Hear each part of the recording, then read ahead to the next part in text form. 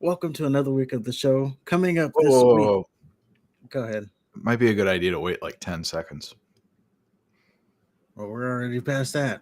I don't know. Do it again. I had a Again. do it live. Let me talk to you.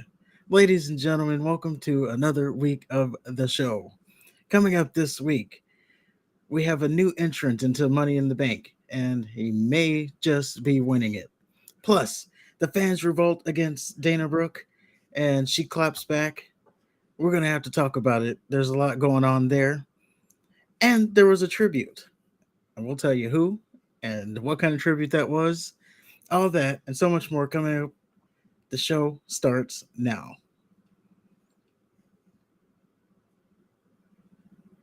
Oh, and there was a and this the Civil War has officially started within the bloodline. Forgot about that. That was pretty that was pretty big information. But Just a you see that in the title. You know why you're here. Let's just get going. And before we even get too far into it, I just want to take the time to give a shout out to one of our loyal followers, listeners, subscribers, whatever you want to call it. John, you show up and you show out on every video. Thank you. We appreciate you. And now we can get into the show. And feel free to jump in at any time here. I was waiting for you, man. You were going. I kept filling the dead air. Well, you say you were going to hand it. We just talked about this pre-stream. I didn't know what am I supposed to do. Now it's on to you, Harry. Yeah, something. Give me a hook. Talk to him, Harry-o. There you go. See. So, do you watch this Gold Rush thing with NXT? I did see parts of it. No. Well, first of all, I was watching it and my little progress bar on Peacock wasn't there, so I had to kind of guess on the parts while I was fast forwarding. Do you have that issue at all? No.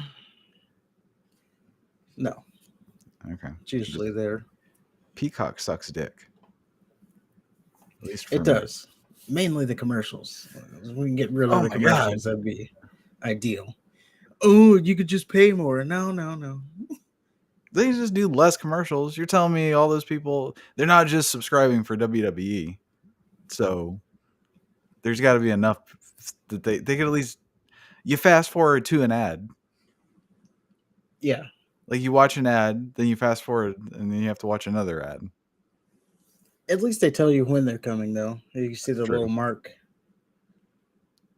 Unfortunately, if the space that you're fast forwarding is all that you want to skip, you're kind of SOL. Yeah. And then you got to go ad, fast forward to another ad. You're right. Anyway, I can't believe this Gold Rush shit is a 2-week event. It's a marketing ploy. I swear they could have like completed it in 20 minutes. It's just awful. Well, from what I saw, half of the matches weren't even like about gold. And they were supposed to be. That wasn't that the little the pitch where every NXT belt was supposed to be on the line. You would have thought that, but yeah, they're not on the line. Like there was one match that wasn't on the line.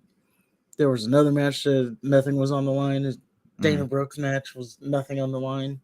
Right. Well, was there the tag team match?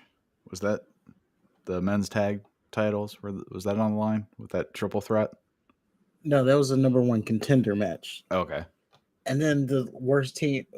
Well, I don't know if they're the worst team. I just know nothing about those two guys. They look about as generic as construction paper. Which ones? I don't know. Eifers and Eifers. I don't know. The two black dudes. Oh. Well, really, that one, they weren't even them. This Hank guy with the little Taz wannabe.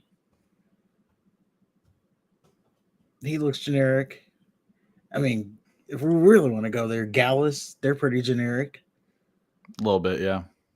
Like all they do is they cross their arm with their freaking Loch Ness monster accent, and then they got that horrible green light.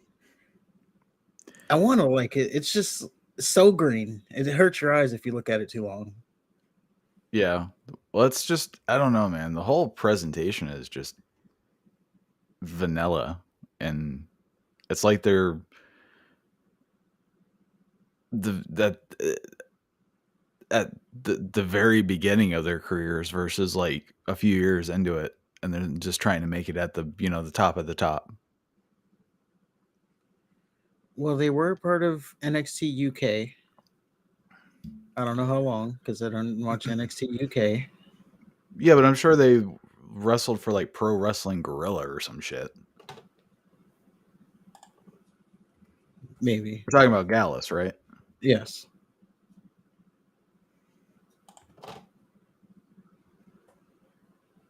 They were just not. I don't know. They don't do it for me.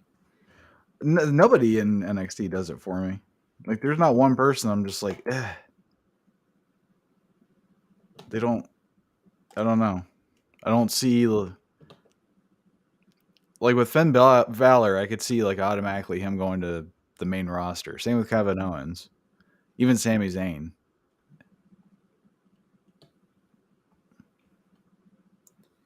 Yeah, there's no like someone you can see is like clearly the next guy. Right. And I don't even mean that like I just mean like personality wise. Forget the wrestling. I'm not the first one to talk about the wrestling. I'm talking about the other stuff. I guess Gallus only did wrestle in WWE.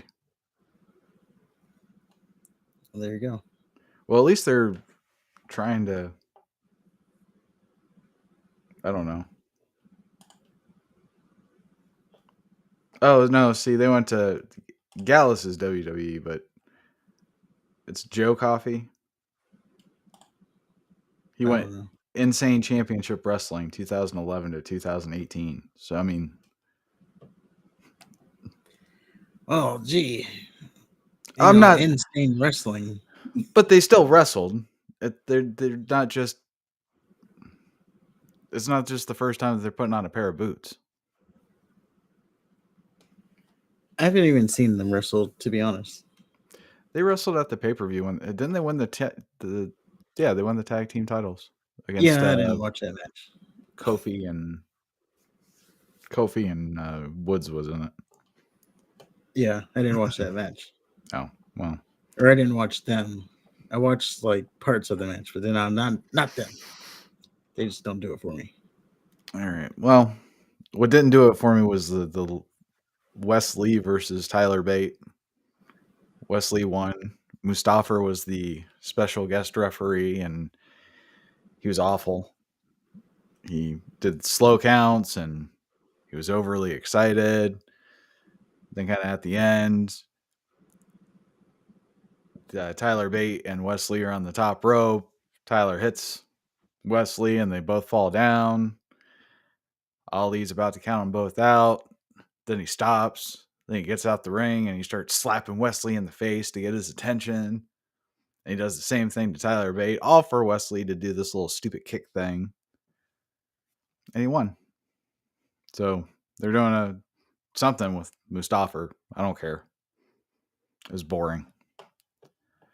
I remember I like Tyler Bate. I liked his little his gentleman shtick, but Yeah, I liked him when he was part of Mustache Mountain, but they cut yeah, Trent Seven now he for some looks like reason. I don't know. He just looks like a little mini something. A mini Viking, a dwarf. He looks like a dwarf. There you go.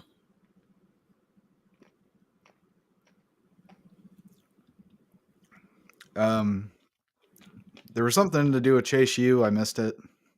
Skipped it more likely. Same thing with the 3-way tag match. Did you catch that? Okay. I mean, I saw who won, but yeah, I didn't care for the match at all. Okay, cool. None of those people excited me. And there was a Seth Rollins backstage exchange with Carmelo Hayes and somebody else. I forgot who was before him. Nathan Frazier, because that's his student in real life, Oh God.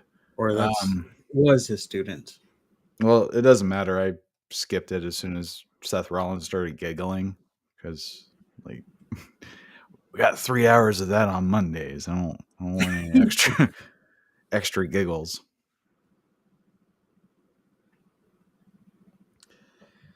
All right, so let's talk about Cora Jade and Dana Brooke. Did you watch it? I did, and this match was bad. It was awful. There was points where like Cora Jade was like slow walking into Dana Brooke's arms so she could slowly slam her down. But I'm not surprised. Dana Brooke has always been awful. She's never been good. From the time she debuted in NXT years ago, she was awful. She's had a good look. That's about it. Yeah, she doesn't bring much to the table. No, she never And has. She had arms and she was a bodybuilder. yeah, I mean, and I, I again, I don't, I'm not gonna. Oh, that wrestling match! I'm not gonna get you in there, but the match was bad. Like, let's forget the fact that at one point Dana physically points to tell Jade where to go. Let's forget about that. And then the knee thing. She's selling this injury. Yeah, she was selling it, but yet she could still like lift Cora Jade.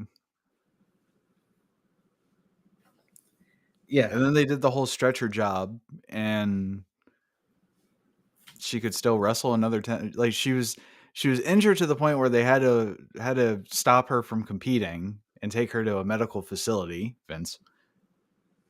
But then she wrestles for another 10 minutes after that. And then she does moves that includes lifting Cora Jade off of her feet. her little handstand shit. I don't think she did the handstand stuff after her knee buckled. Well, it got so bad to the point where when she was injured, you got the fans chanting or singing "Na na na na goodbye." That's one, and then two, Yeah. when she was in the single leg crab, they were chanting "Tap out." By the way, she's supposed to be the face of this whole thing. Right. Well, she's nothing but enhancement talent at this point. It's even worse than that. Like she went down to NXT and can't even beat the NXT talent. Well, nobody has beaten anybody. So She's she not took so to she's not Twitter. supposed to beat anybody, and she was. She's featured. She's a veteran that helps the younger wrestlers get to where they need to be at this point because she doesn't have the main roster chops. Yeah, she's a jobber. She's not. She's an enhancement. I mean, she's just there to help make other wrestlers look good. It's important. Well, I mean, she could be better at it. I Yeah, guess. she definitely could do that. And again, forget the wrestling part of it. I say her character. There's nothing there either. Like, what's her character? She's buff. Like, she What's has no anybody's character. character? What's I don't anybody's think. character? Yeah, like I don't think any of the chicks really have a fleshed out character. I mean, the little Chase U girl does. Thea Hill. The one that Is just that her name? screams. Yeah, she's Scrappy Doo. I mean, shit, that's a character, at least. Okay. She has. You could tweak that. Like, right now, it's just over the top annoying. But you can tweak Oh, that.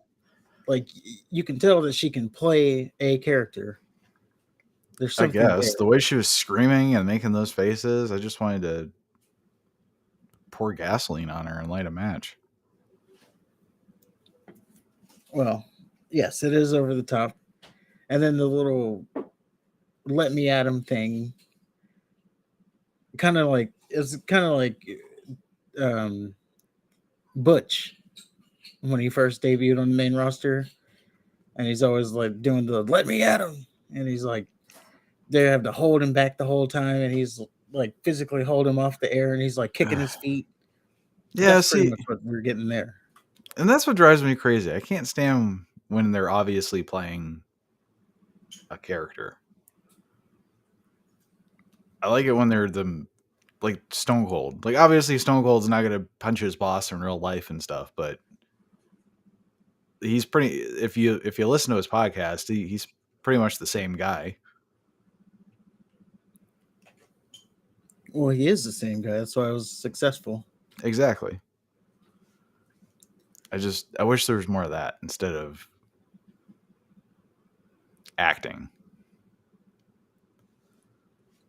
Well, as Hulk Hogan said, that's the way it is now. Back Well, when back when they were coming up or when they were doing the wrestling thing, they didn't give you a character. You had to go and create your own character and get it over. yeah. Now, obviously, with Vince, things probably changed then because he started putting his 2 cents. But before then, Vince Senior, you just had to get your own shit over. I think it depends on the talent. There might be something that he specifically has for a person, or I think they had like I don't know if I could be just pulling this out of my ass, but if I'm not mistaken, I remember the Undertaker wasn't supposed to be Mark at first.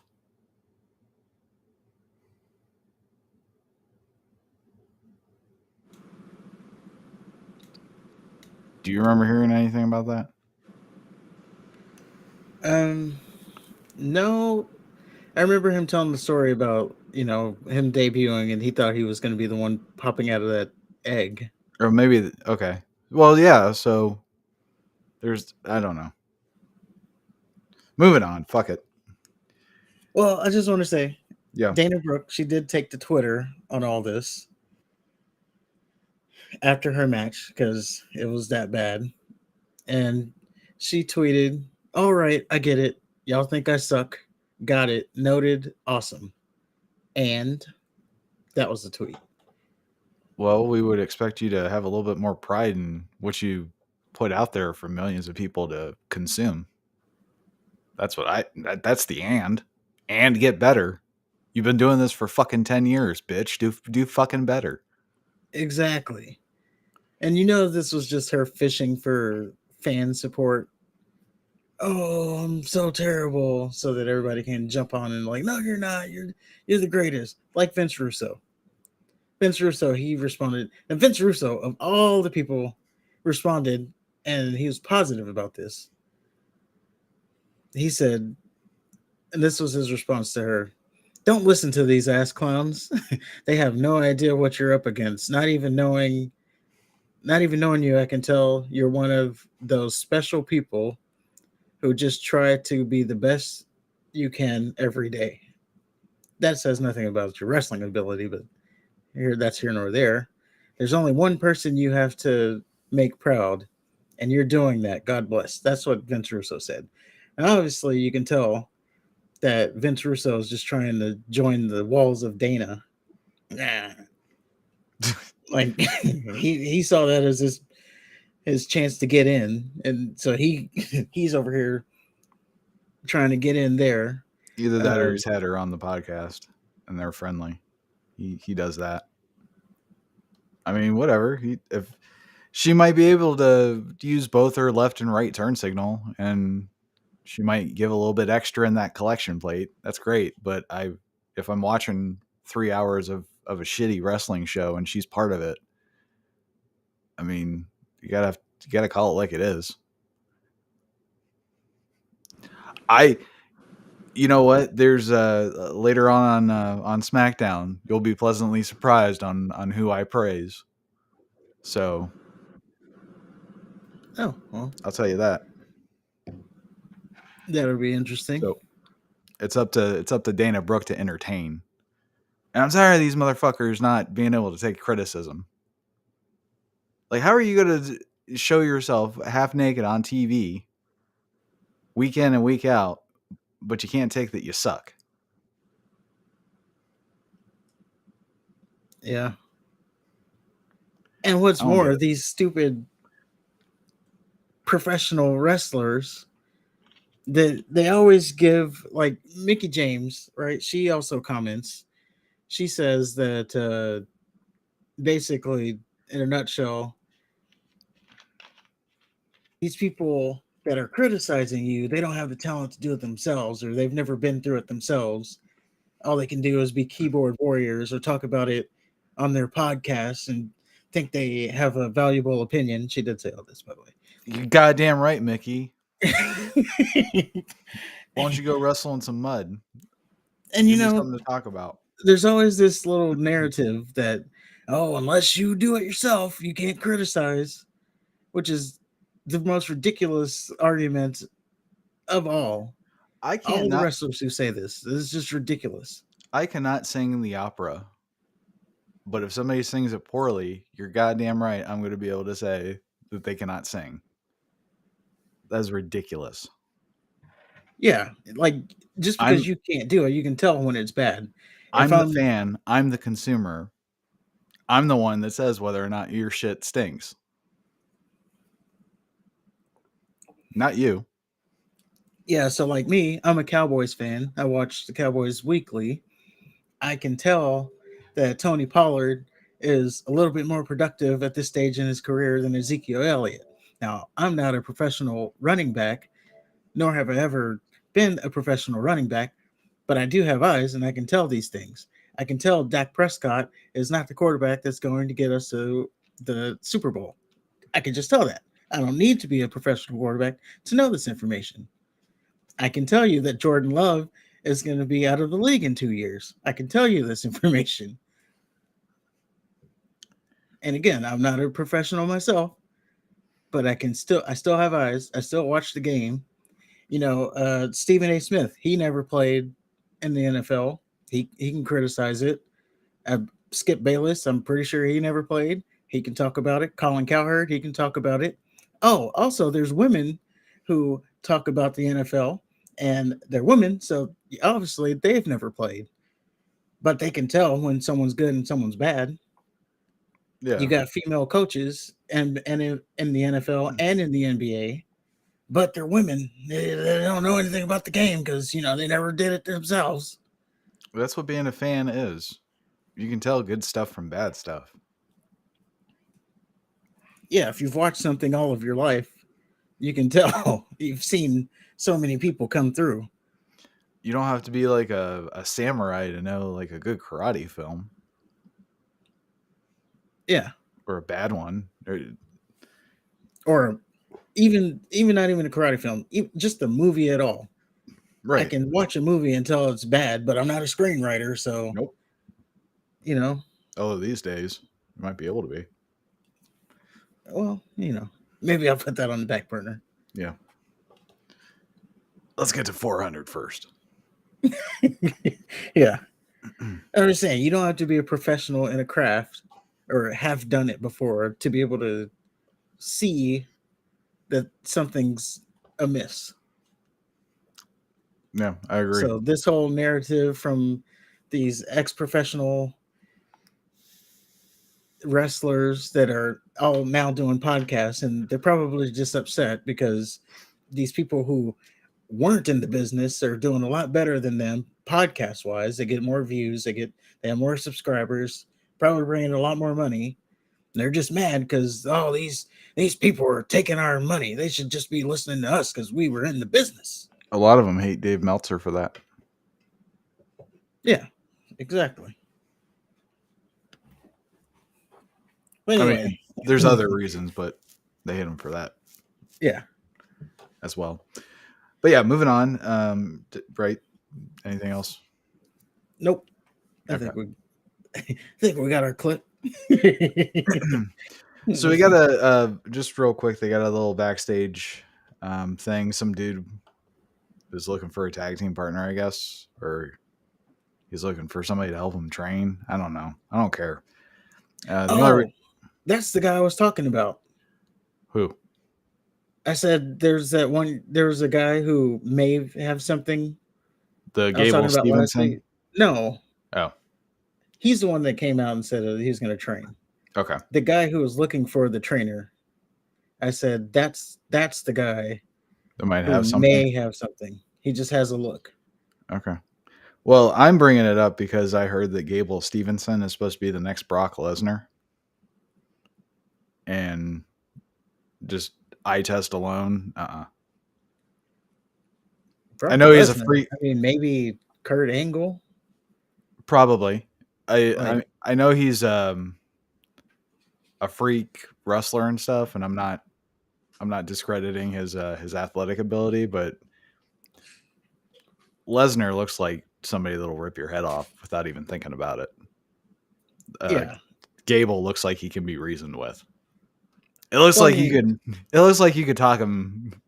You can say I'm sorry. stop me if you heard this before. He is a good wrestler. He won an Olympic gold medal Mhm. this past Olympics. Stop me if you heard that before from someone. So yeah, Yeah, not I Brock can see Lesnar, that. but He's he's kind of clean cut, like Angle was. yeah, they're gonna make him a All American. Hmm.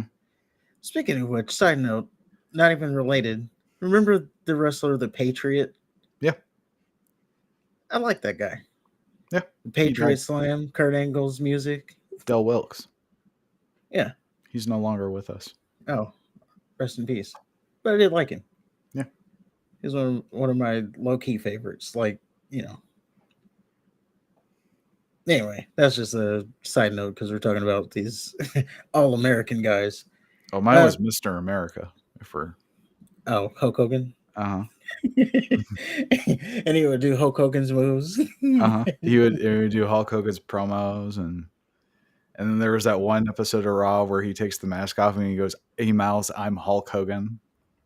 And Like, they were always oh playing. man, I never would have guessed. Yeah, and they were always playing up. Who is this guy? Right.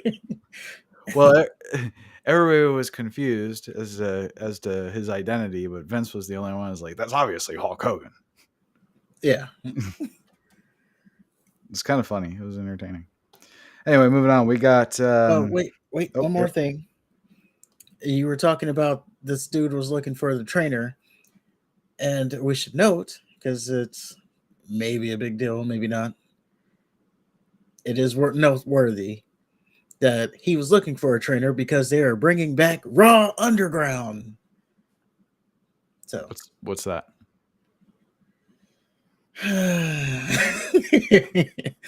so a few years ago, they decided to bump up viewership that Raw was going to the third hour of Raw was going to be more edgy. So they brought out this Raw Underground thing. It was during the pandemic era, and it was kind of basically just a fight pit. But there was rings.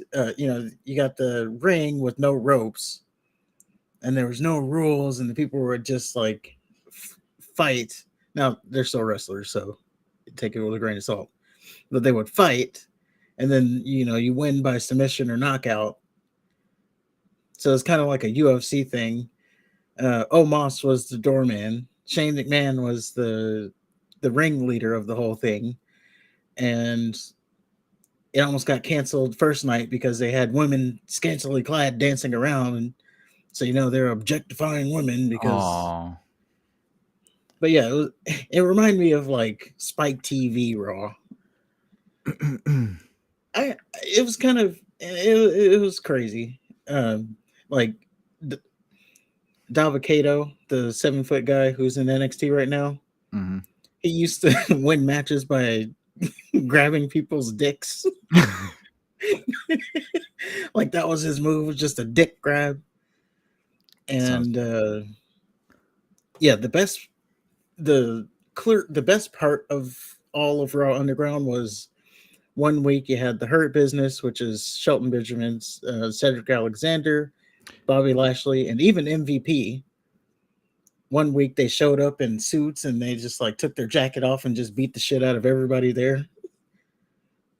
That's when the Hurt Business was like at their peak. Was like they just showed up and beat the shit out of everybody because they were upset. Okay.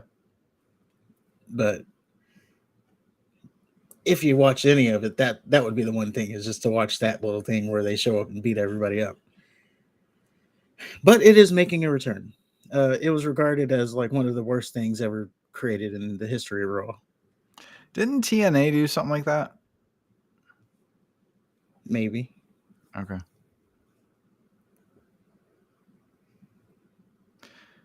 All right. Can we move on? Yes. All right. There was a confrontation between Carmelo Hayes and Baron Corbin where they basically just talked at each other. I didn't really have any interest. Carmelo Hayes kind of looks like a kid to me. Yeah. I mean, Baron Corbin's not winning. The No. gist of it all was Carmelo Hayes. He came out there and he said he's gonna beat Baron Corbin, and Baron Corbin, he honestly, he kind of won this promo. If I'm being honest, he said, I've been on the main roster for 10 years. I've main evented WrestleMania. Well, I've been on WrestleManias. I've been on the big shows. I've done everything that you're wanting to do. And he said, and next week I'm gonna. He's like, next week I'm gonna show up. I'm gonna take your title, and then I'm gonna go home, sit down, and eat $1,000 steak served to me by my hot ass wife, and drink a drink a fine bottle of cognac that you'll never be able to afford. And say today was a good day. Yeah. And he mentioned something about he wears like $20,000 Rolexes, which apparently that is true. But yeah, and the steak thing, he actually does do the steak thing because he posts that on his Instagram all the time. But the I don't hot know. ass wife, I don't know about that. I need to see her. I'll be the judge if she's hot ass. Just him playing the rich guy though is just kind of weird. I don't know. I kind of liked it. Okay. Like, I liked that he was. It sounded more like him, honestly, because he in real life he does wear Rolexes. He does do the steaks. He does do like the expensive liquor. I don't even know what to say. He does do all that in real life, so that's more aligned with who he is. You And know that? as you said, you need to be like, you shouldn't be playing a character. You should be you, just amplified, and that's him. So I kind of liked it. Now, are they going to follow that up? Well, first of all, he's not winning next week, so I already know they're not going to follow that up. But that is a character I could get behind because it's actually him. I don't know. I just he does. He looks like a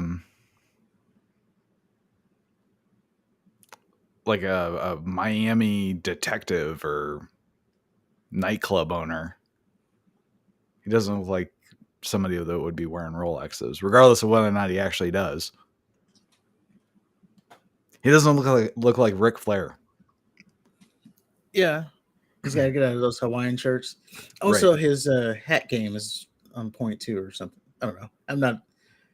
I'm not big like I wear like ball cap hats, so I'm not big on the other kind of hats. But apparently, those hats are something too. I guess. Yeah. Not with the. I don't know. For me. I think you'd have to wear like a blazer or something. That's just me though. Well, give it time. He might he might develop into this character. No, he's been this But character for years. not this This is character. He's been this is Happy Baron. Corbin. This is Baron Corbin. He's not any different. He's going to do the same wooden promos. He's going to have the same decent to solid matches. This is Baron Corbin. We'll see. We have seen. I'm telling you, this is a different. This is a different person. It's not. I'm telling you. I've seen this Corbin. The nuances are different. There's no nuances.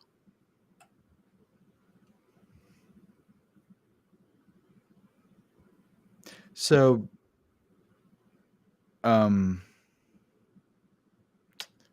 there was a match between some girls that were trying really hard to be Sasha Banks and some Spanish girls.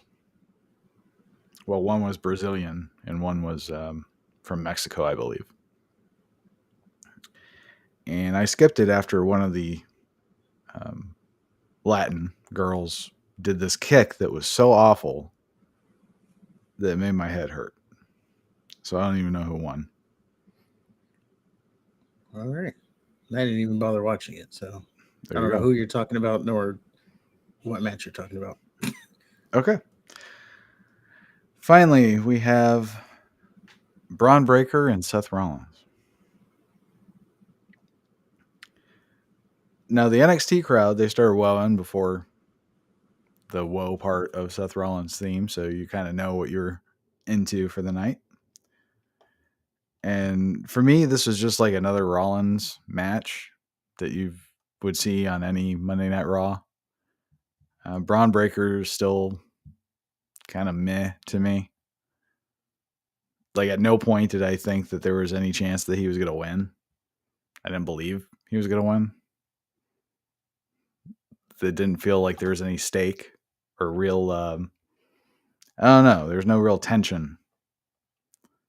It didn't feel like a big fight. And yeah, Balor beat him up afterwards. That didn't make me want to see Balor and Seth Rollins anymore. That's all I got.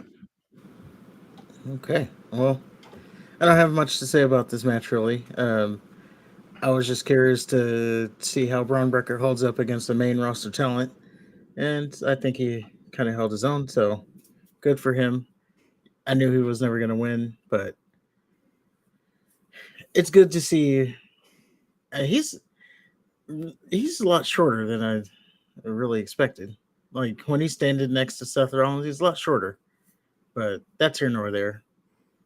Aren't the Steiners kind of shorter? I thought Scott Steiner was he was taller. He's definitely taller than Rick Steiner, but Scott Steiner's not like standing next to Hulk Hogan and stuff. yeah, he was shorter. Yeah, But he had the largest arms in the world. sure did. He's the big bad booty daddy. See, that's what Braun Breaker needs to turn into.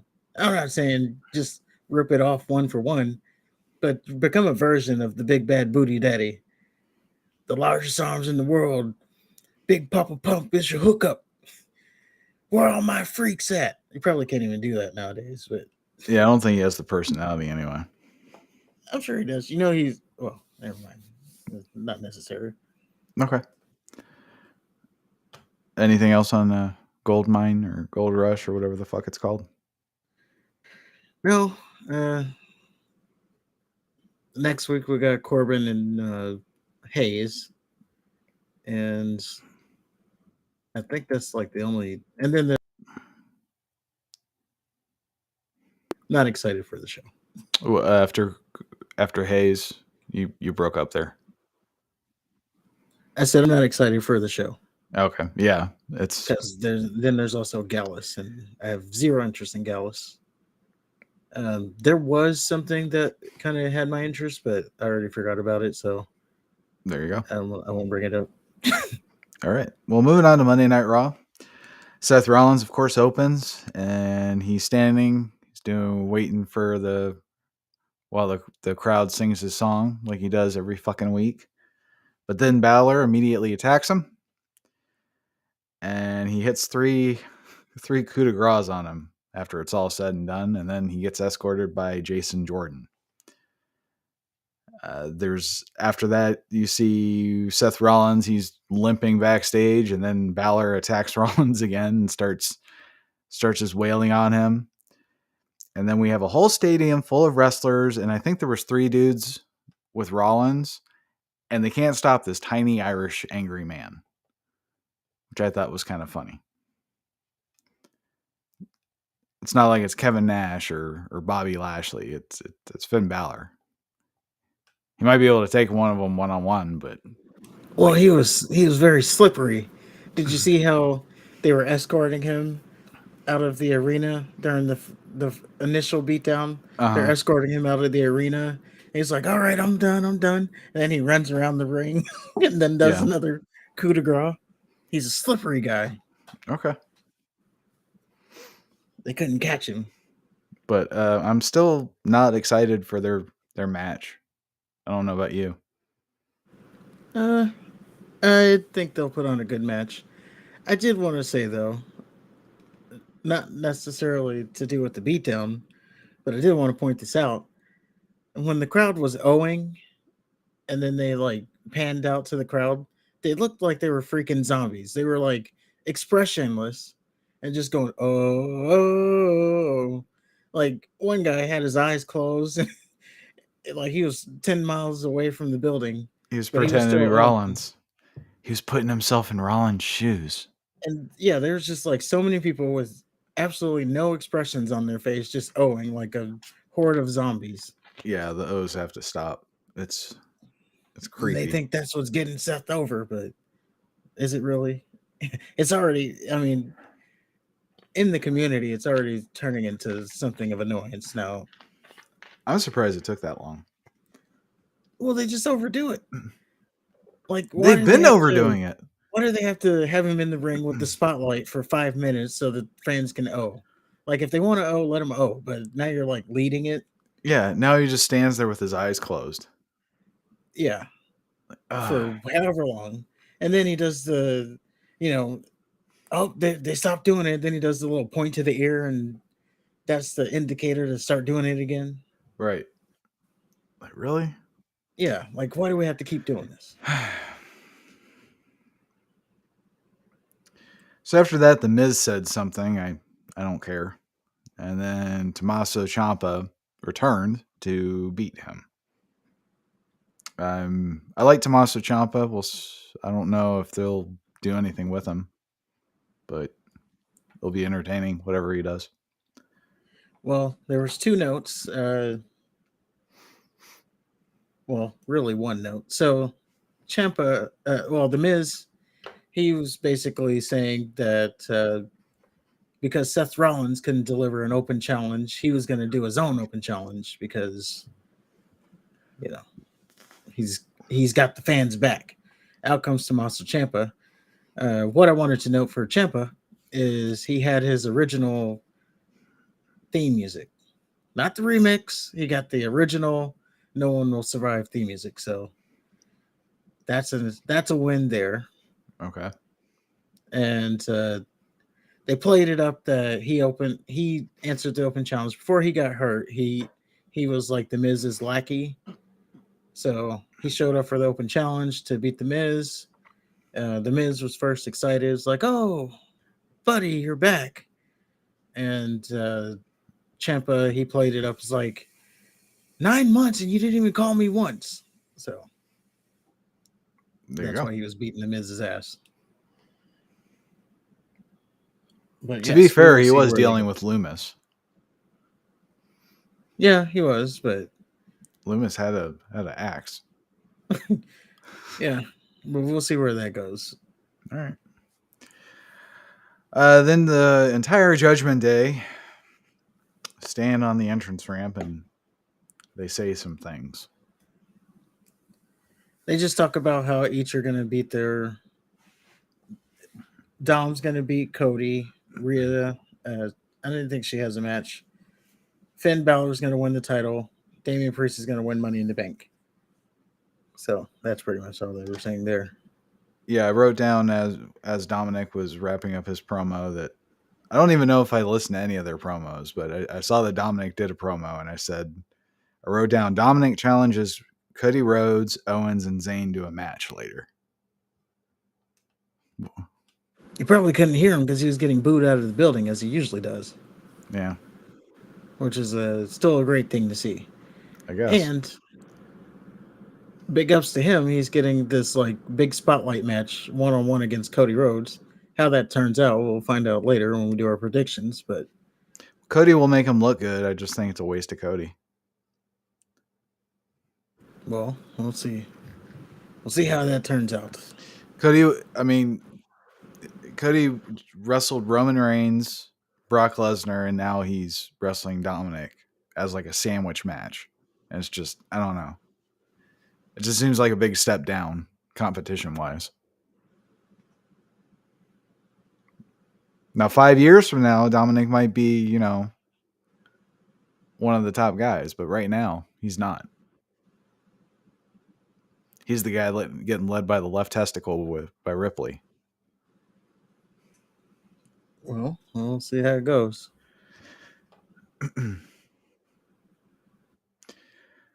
So after that, we got Sonya Deville and Chelsea Green versus Katana Chance and Caden Carter.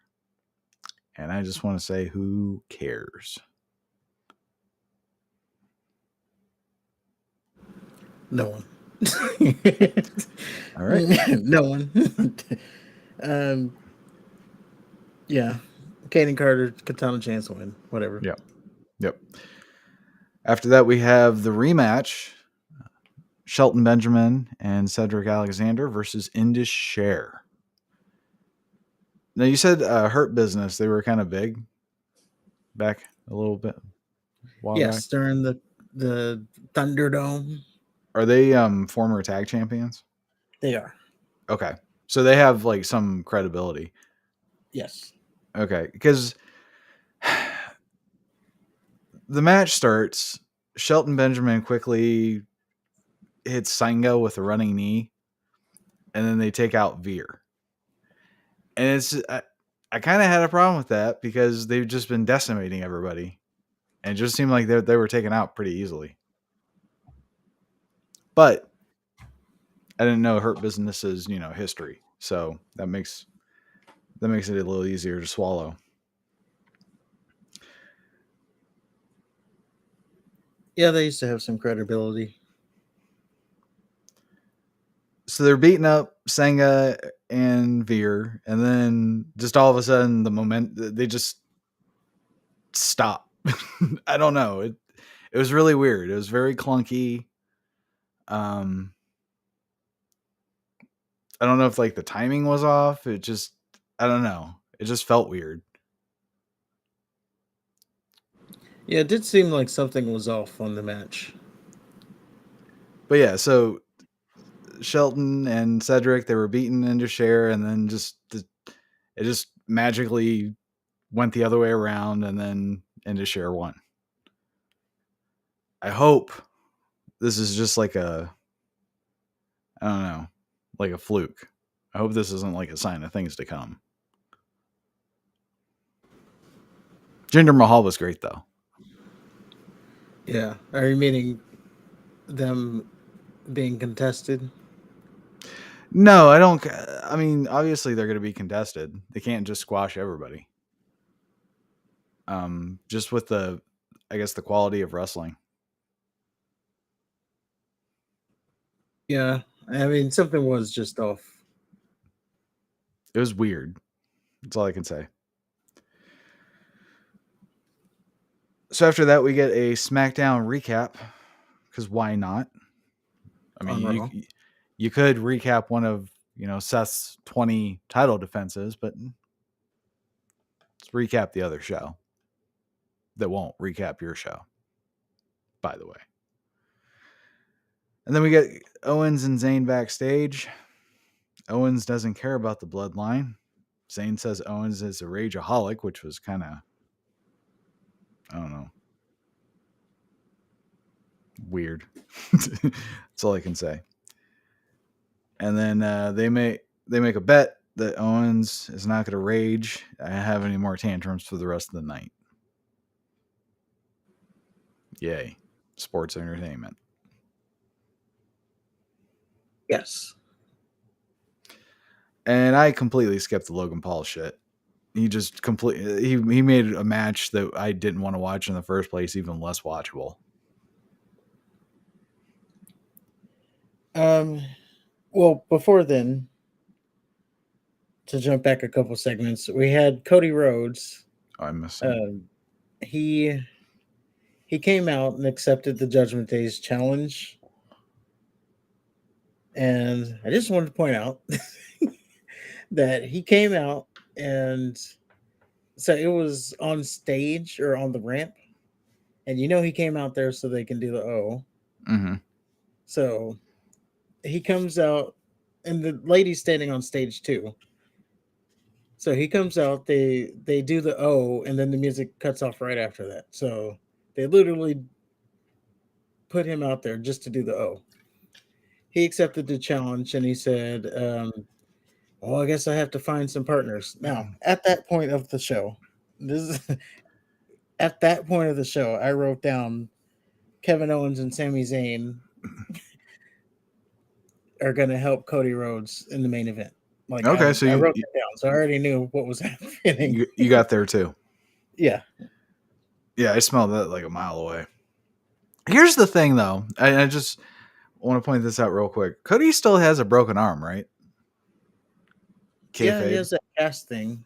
Why the fuck wouldn't he just heal until SummerSlam or whatever? I don't know. It makes no sense that he... Right? Like, why would you risk injuring it worse? Yeah, like, I don't know. It's weird. Okay. And then we're still going to believe that he's still going into SummerSlam not 100% against Brock Lesnar. Oh, gee, I wonder what's going to happen. Well, actually, what's going to happen is now he's going to overcome the odds with the broken arm. Of course. Like they let you get by on the first one, but this one they're going to have to do it. Well, Lesnar's just going to appear on Raw again, beat him down, and it's going to be a couple weeks of that, and he's going to win. Yeah.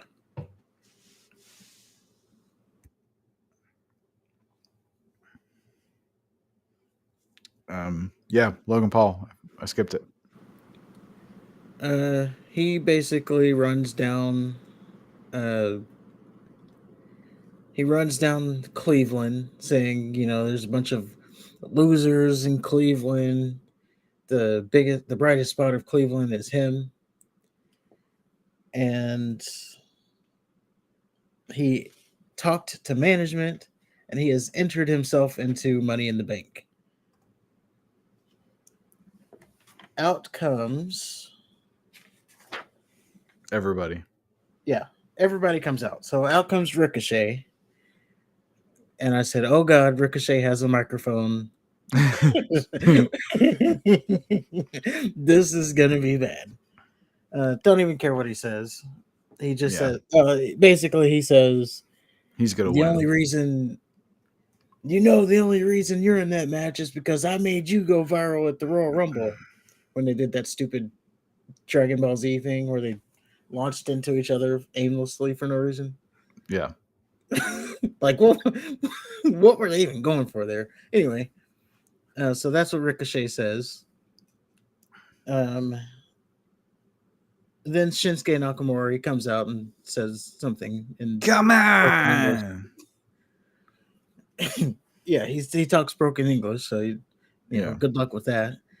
I just want to say, come on!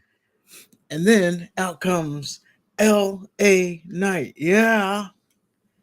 And he runs down the people in the ring so far. He says, first of all, he gets a massive pop.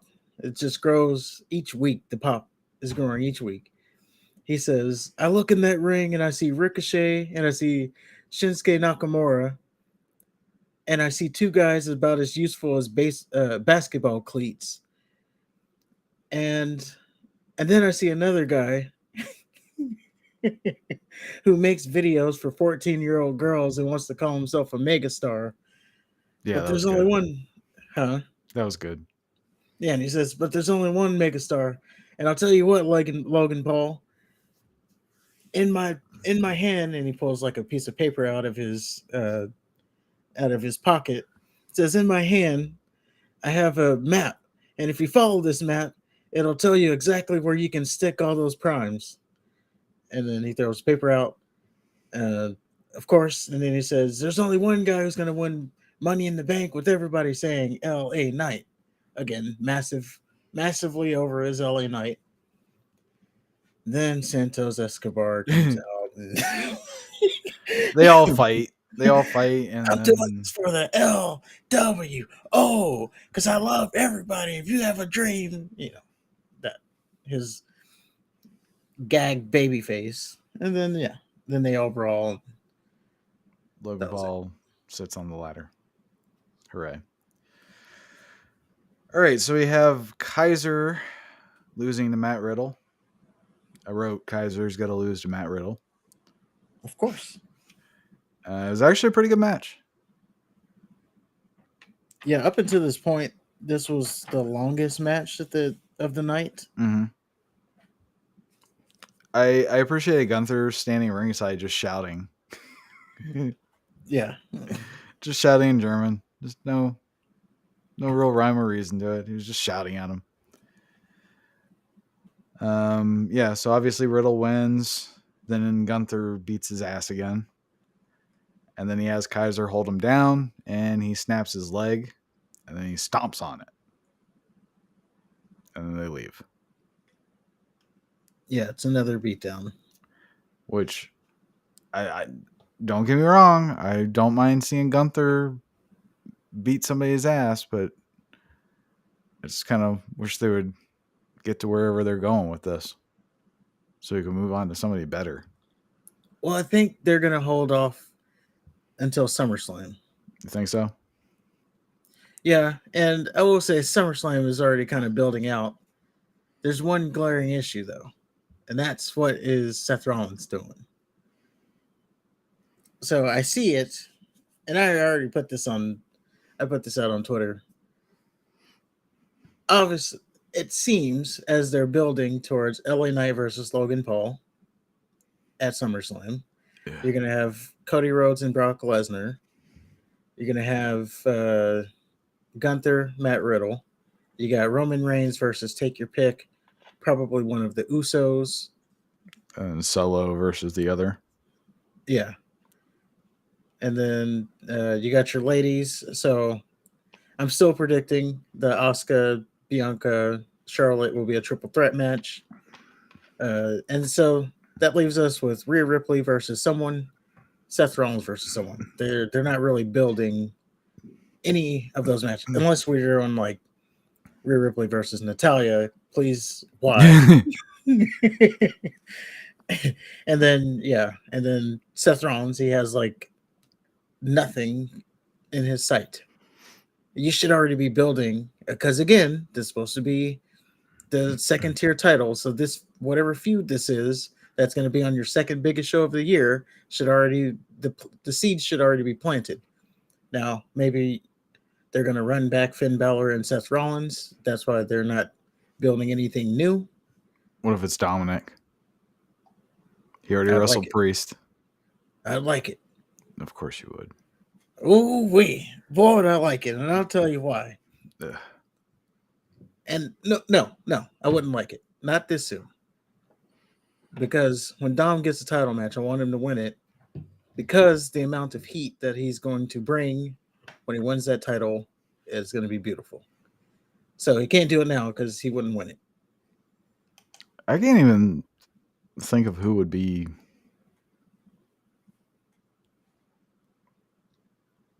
Yeah, I can't even think of who would wrestle for it other than either him or one of Sami Zayn or Kevin Owens. Yeah, and then the other, like really, realistically, the only other person would be Gunther, but he has the Intercontinental title, so Right, they're you not have to get that off of him somehow. unless they do the Ultimate Warrior route, which is what I Title would versus do. title. Yeah, and then he wins, and then he has to relinquish the title. Yeah.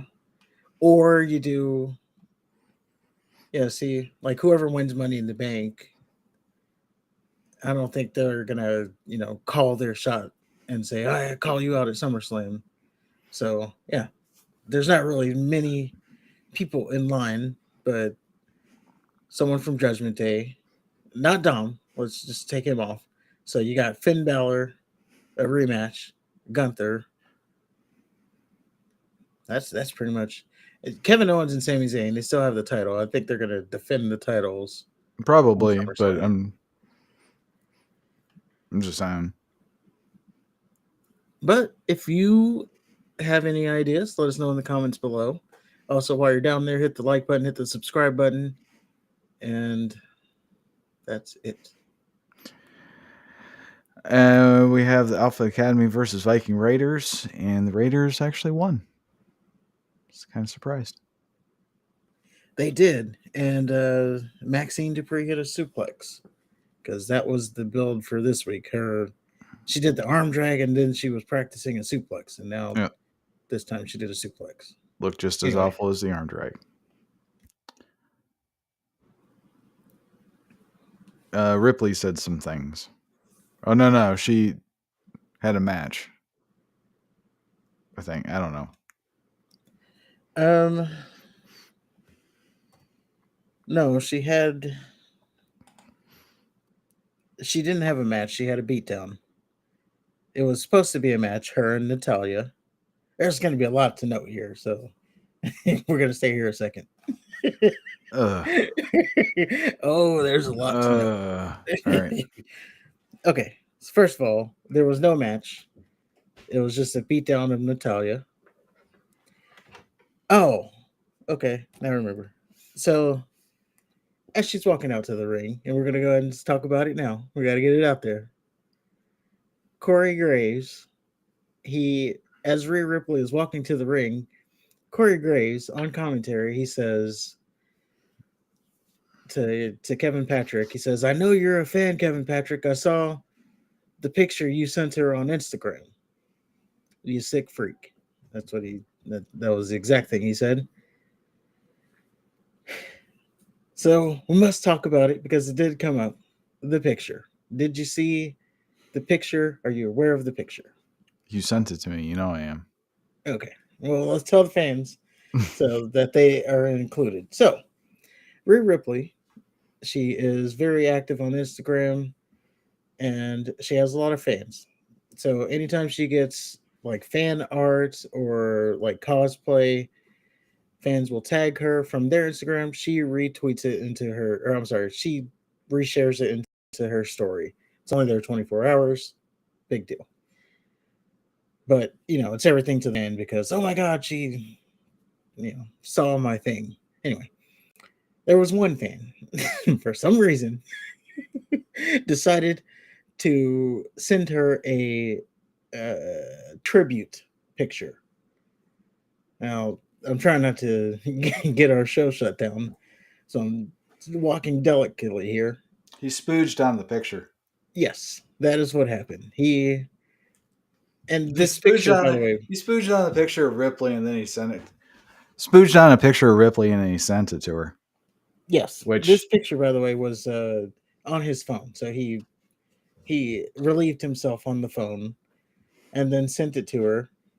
And of course, as I stated before, when people send her stuff, she shares it to her story. So I don't know what she was thinking, but she shared it to her story. It was there probably like 5-10 minutes, and then she deleted it. But in the internet world, that's an eternity. So that is the the story spooge of will live on forever. Yes, that is the story of the picture, the tribute. Now, this sick freak, like what?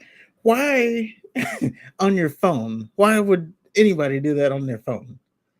It doesn't make sense. Like I get it if you print a picture out and then do it on the picture, or you got the magazine, like 80s, 90s. You do it on the magazine. It's probably a mistake. You didn't try to get it on the magazine. It just ended up that way. Those pages got sticky somehow. But on your phone, and then you're gonna what? Use that phone later? You can't sanitize it enough. I mean, it What if is it's yours. what if he just upgraded and that was a way to send the old phone off? Yeah, I guess that could be. But yeah, it was just really weird that he would send such a picture to her. Yeah, I thought it was a little bit of an overreaction, because they do the harassment word was thrown out, Well, of but course. I do think a certain line was crossed with sending your actual cum. So And we were trying to avoid it, and then you went there. You went and said the word. it's a medical term, There you isn't go. it?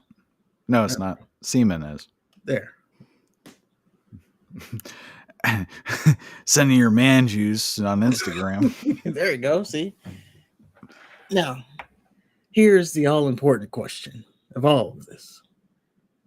If you were going to have to tribute someone, who would it be in WWE? Or just if you're going to do a tribute Oh wrestling my god. personality. Yep, that's why we brought it up. This is the show, Really? everybody. This is You had a gun to your head. You got to do a tribute on someone. Rousey or Asuka. There you go. Yeah. Go ahead. I would do. So there's a lot of candidates. If we went to AEW, it hands down to be Sky Blue. But if we had to stay in WWE, I was thinking about it. I don't know why, but I was because I knew I was going to ask this question. And I was thinking about it. And I was like, I mean, maybe like in WWE, there's not a lot of tributes worthy. Like maybe Liv Morgan, um, probably a little bit of Bianca Belair. She can. Uh, I'd line up two phones. Most of it will get on Morgan, and then the little bit of splash can go over to Bianca Belair. It's like a double splash. I don't know. For the record, I just want to make it clear that I have no desire to cum on any of my inanimate objects and send them on the internet. Just in case there's any misconceptions. I don't think anybody. Just in case. I don't think anybody thinks we would really do this. Just in case. Oh, also third person, put her on the row too, Bailey. So all three of them just right over, right over all of them. So you got, not that I would actually do this. So I'm just. Oh, and Nikita Lyons. Man, there's a lot. ew. And yeah, that's all. Let us know in the comments who you would tribute. We know one answer.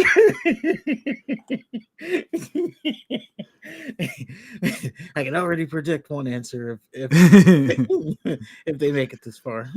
Yeah. Or we'll get it. That's disgusting. That's so disgusting. Io Sky. I would never do such a thing. Yeah. Oh, Lacey Evans. Oh yeah, she's a good one too. Especially if she's a bitch.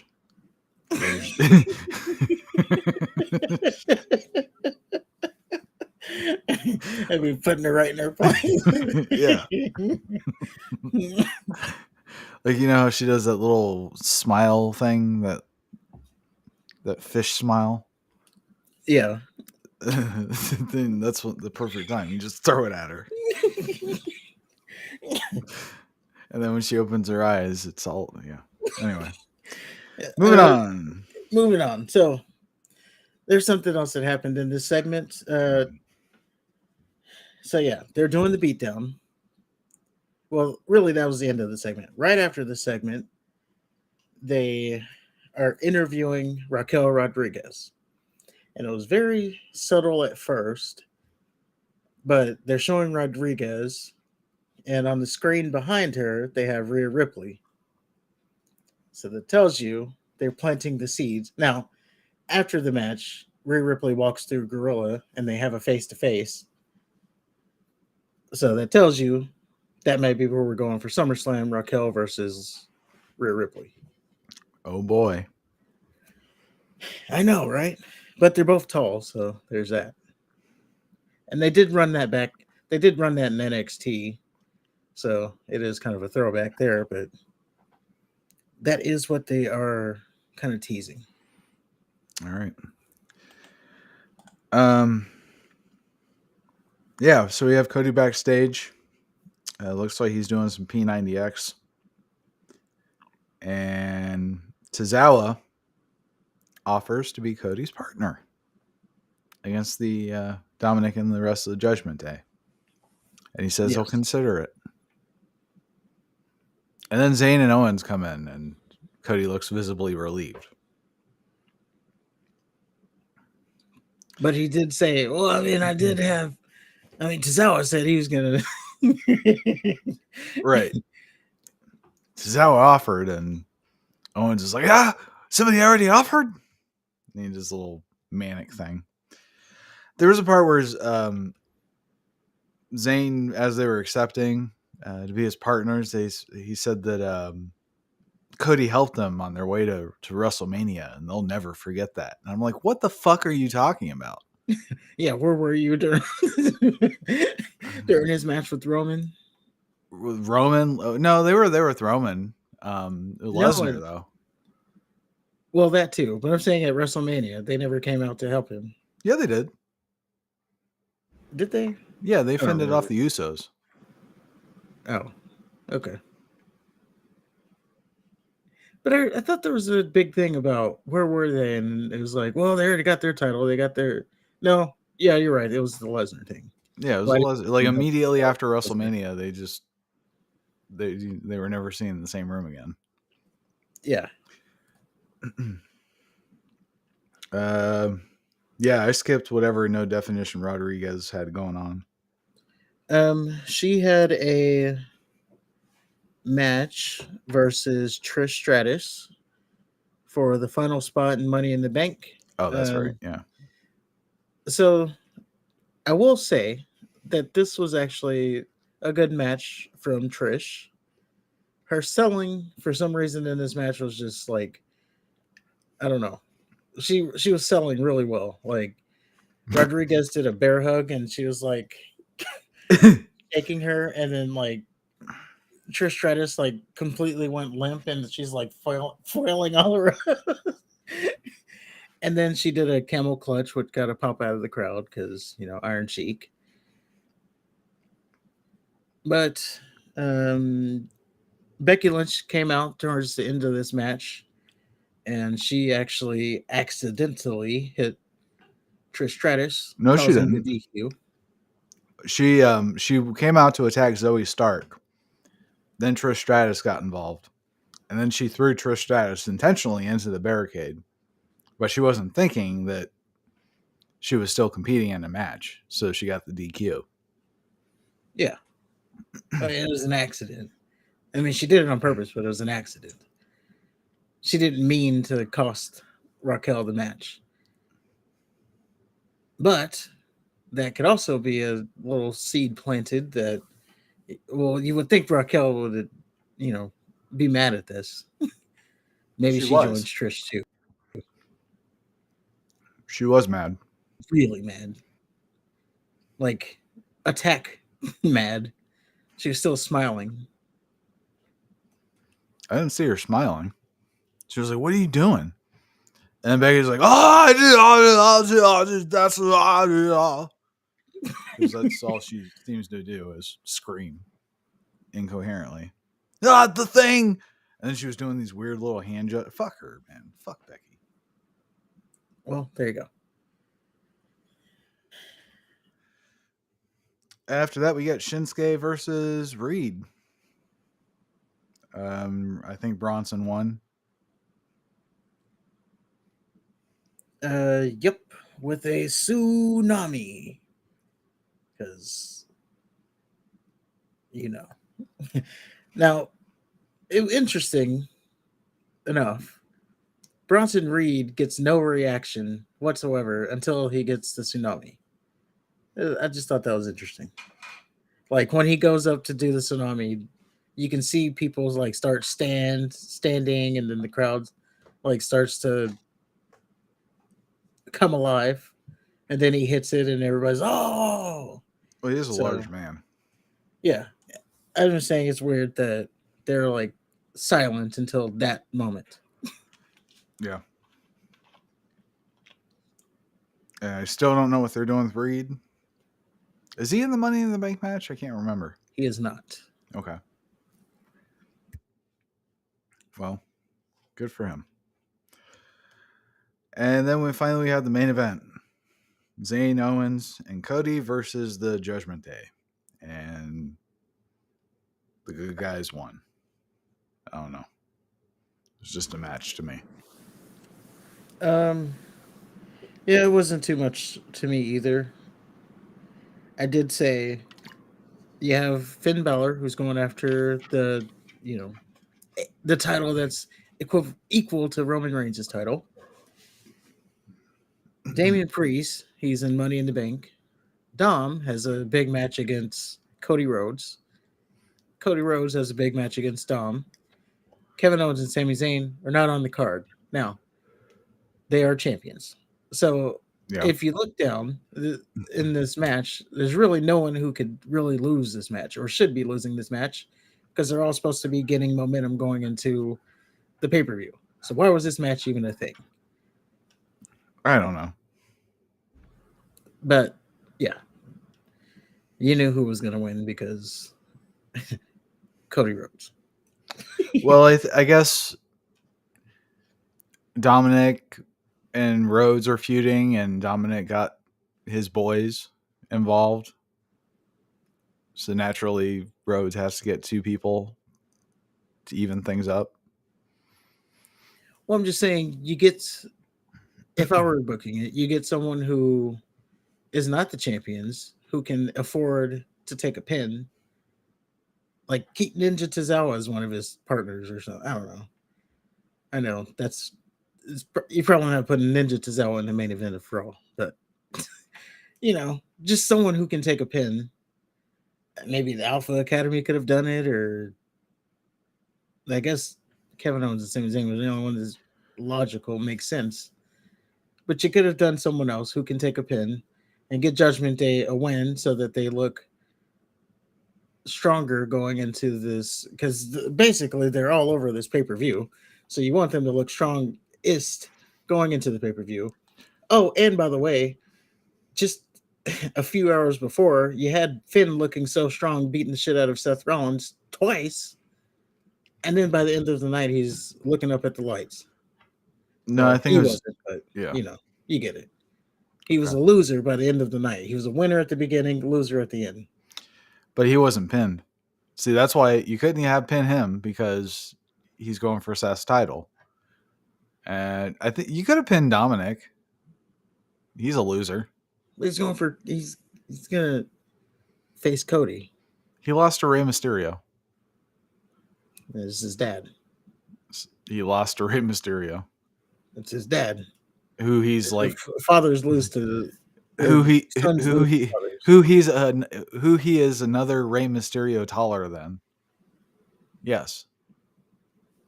And he's younger. Oh yeah, I forgot you say Rey Mysterio is not credible anymore, or Not maybe anymore, never no. was. But not at this stage. I never said he never was. I mean, he hasn't gotten any taller. He's gotten older. Anyway, let's go. The Rey Mysterio that we see today is not the Rey Mysterio that we grew up with. Don't you fucking go there with me. We'll do it again. No, I don't want to do it again. We'll go to SmackDown. Let's talk about more tribute photos. Tribute. All right. So SmackDown. Usos open. Crowd chants Uso and Usi. Jimmy says he feels good. Jay says he doesn't want to fight family. Says he still loves Roman and he's still the tribal chief. And Jimmy says that they did everything that Roman asked until they felt disrespected. They both call Heyman a rat. How could he drive a wedge between the Usos if he respected the family so much? And at Money in the Bank, Roman and Solo are going to face the best team in the world. And the Civil War begins. And the Civil War begins. A good promo. There wasn't really any like notes to come out of it, but it was a good Yeah. promo. Then we have Mysterio versus LA Knight. This is a Yeah, kind of a comeuppance. LA Knight lost to Escobar last week, and I think Mysterio got involved because LA Knight attacked Escobar post match. Is that what happened? correct. Yep. Okay. So it's pretty standard. Actually, it was really botchy. I don't know if you caught. Oh yeah. Towards the end, it really got sloppy. It seemed like the whole match they were just off.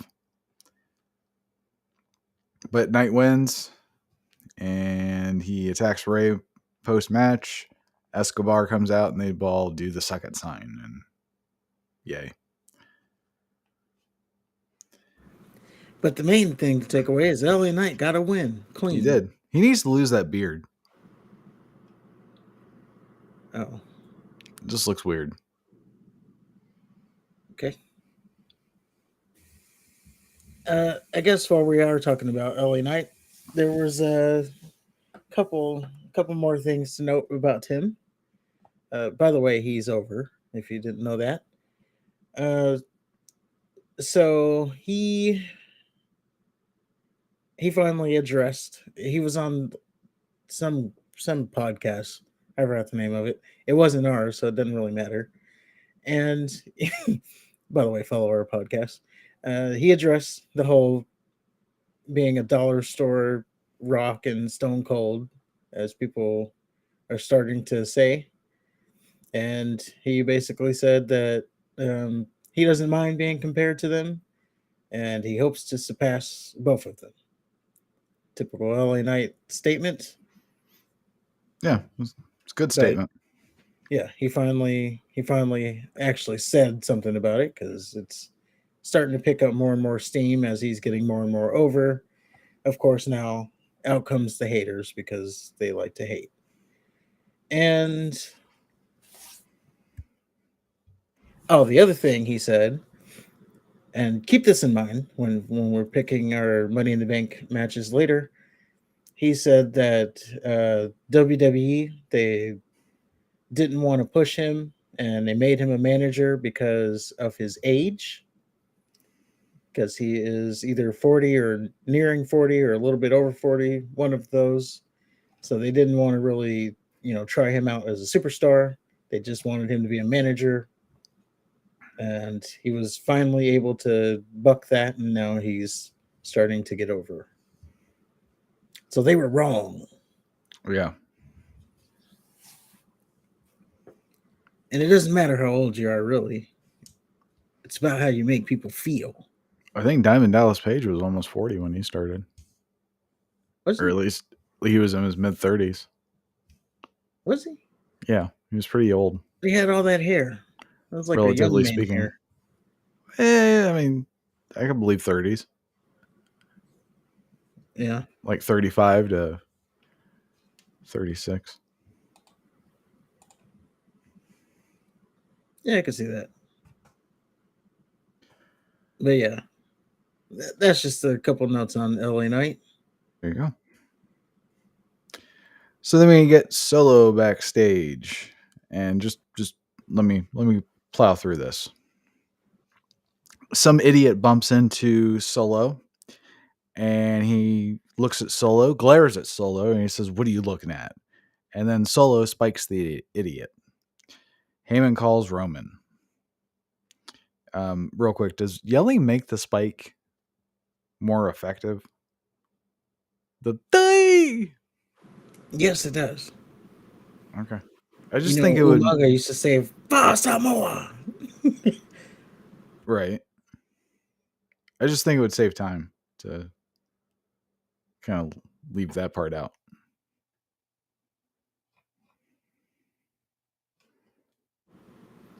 Yeah.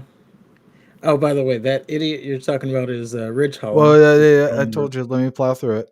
Okay. Turns out the idiot was the other guy from the Brawling Brutes, and it looks like Sheamus and Solo will be our main event, and the other guy being what is it, Ridge Holland? Yes. And then, sure enough, Sheamus comes out and he calls out Solo. After that, we get a tag team unification match for both the NXT and SmackDown / Raw women's tag titles. Man, I felt like I could just say that in so fewer words. And we get Rousey and Baszler versus the Unholy Union of Isla Dawn and Alba Fire. No Definition Rodriguez was watching at ringside, even though she's a Raw superstar. Well, it makes sense towards the end. I guess. Well, they said on commentary. Now, why this happened on you're right, why this happened on SmackDown. But they did say on commentary that whoever wins these titles, oh, I wanted to point something out on that, but we'll get back to that. Whoever wins these titles will be defending it across all three brands: Raw, SmackDown, NXT. So that's the whoever wins the titles. No yeah. Definition Rodriguez is not a champion. She doesn't have the titles. She needs to be back in Raw. She can say her piece on Raw. Yes, and they can go to Raw, and I think they may. They're def. So I was like, when this match started, I was like, is Ronda and Shayna really going to win this match? Obviously, they may or may not. Well, I'll let you finish that later. But is Ronda Rousey going to go down to NXT? Really? Like, is that going to happen? Well, as soon as they said that they were defending him on all three brands, I thought that pretty much sealed the deal because they did that whole report where Nick Khan was saying that he believes that NXT can be a third brand. And, they have Seth Rollins. I swear I've read somewhere that Lesnar, something about him in NXT. Lesnar's not going to NXT at all. I know. He will. That's one name you won't see down there. But just his name next to NXT, even on print, brings attention to it. You know what I mean? Yeah, I would say him and Roman Reigns will not be showing up in NXT. No, It's not going to happen. unless Lesnar goes just to beat everybody up.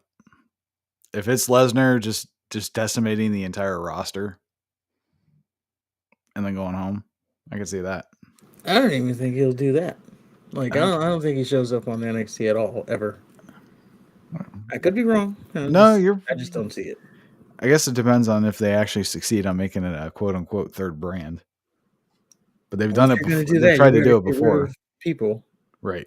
Absolutely. Like, you can't be having Axiom and then be saying you're a third brand. Right.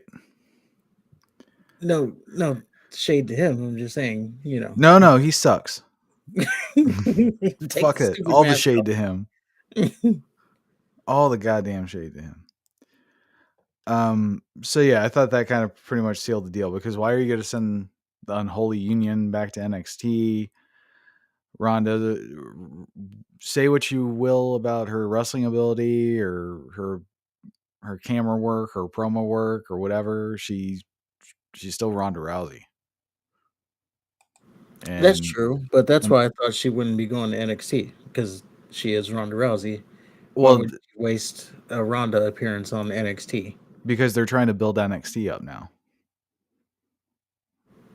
Why would you waste a Seth Rollins appearance? Well, I think we've established. I'm just saying. Oh, by the way, say what you want. Seth Rollins did pull in an extra 200,000 viewers, so I think that's just the level of competition that he has. I don't know if that's necessarily him. No, it was a bump in the rating. 200,000 people.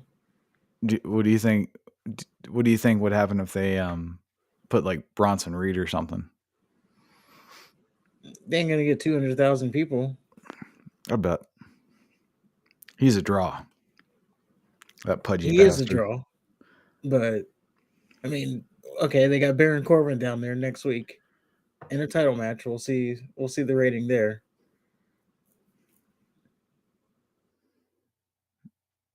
All right.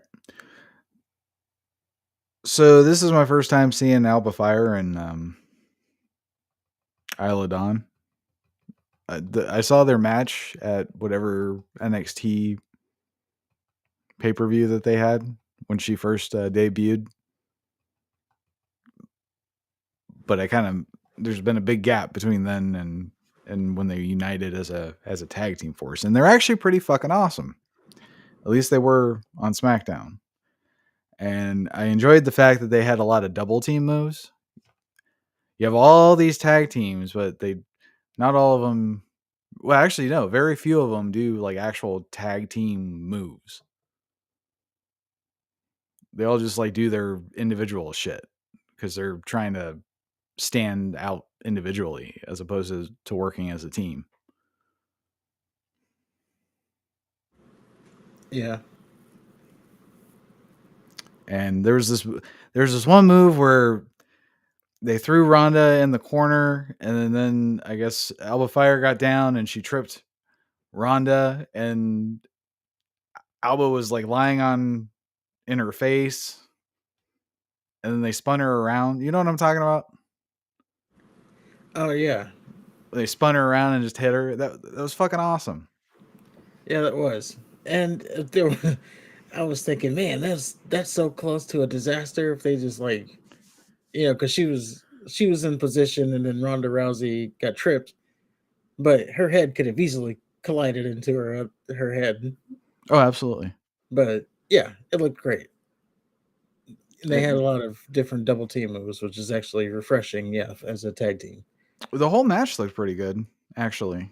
The only thing I would say is I wish Isla Dawn's clotheslines were a little bit stiffer. I know I haven't done the business and blah blah blah blah, but they look really weak. Yeah. So after a really good match, Rousey and Baszler, the heels, win. I guess it doesn't matter because they're both heels. But Rousey and Baszler win clean in the middle of the ring. A double tap out. Yes. Speaking of heel and face on that whole thing, so when they were coming out, Isla Dawn and Alba Fire, with that being they, Mm-hmm. Alba Fire was slapping hands with the fans, and Isla Dawn wasn't. So that was a weird thing. I I was didn't. like, "What are I they didn't face or notice. heel then?" Yeah, one was like Alba Fire's slapping hands on the one side, and Isla Dawn is like looking at the fans, and she's like, "Yeah, right," and like doing the pull away thing and laughing at the kids. Oh, maybe Alba just got into it. It is. I mean, it is her debut on the main roster. Yeah, it was just like, I mean, there's nothing big. I was just like, or are they heel Yeah. or face, or is that their dynamic? Is No, one's evil, one's good. I see what you're saying. Um. So we get a shot of No Definition Rodriguez just sitting there smiling as her arm accessory just sinks into her flesh. The new champs make fun of her as she's walking away. She gets in the ring and she says she wants a rematch and Liv and her stupid haircut come back.